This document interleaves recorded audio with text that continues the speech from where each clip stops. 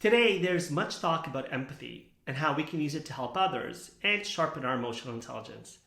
It's important to understand that there are different forms of empathy, and with the right intention, we can make a difference and we can truly help others. But misapplying empathy can actually be problematic. So, if we're going to benefit from using empathy to help us learn more about others, learn about ourselves, and to really make a difference, let's understand these various forms. First, let's understand what empathy is. Empathy is the ability to understand and share someone else's feelings to the extent of imagining what the other person is thinking or feeling and responding with care.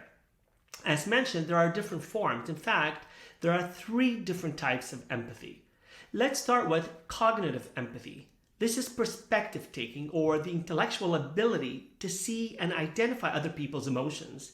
We can use this form of empathy to help us nurture stronger relationships. But if misused, it can be used to manipulate others by taking advantage of their emotions.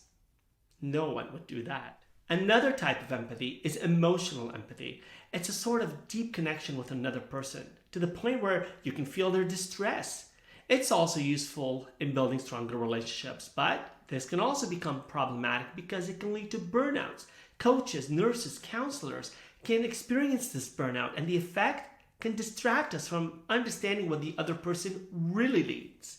Finally, there's compassionate empathy.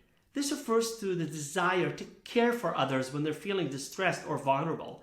And it includes not only understanding a person's situation and feeling their feelings with them, but also being moved to help if necessary.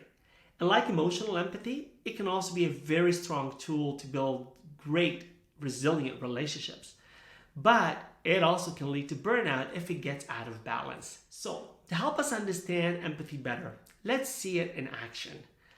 Let's think of someone who's fallen into an emotional well. They're surrounded by darkness and distress. They don't need us climbing down into the well with them. That would be emotional empathy, and that can be risky and lead to burnout, right?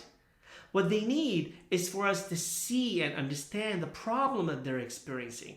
That's cognitive empathy. And then to throw them a rope and to lift them up. And that's compassionate empathy.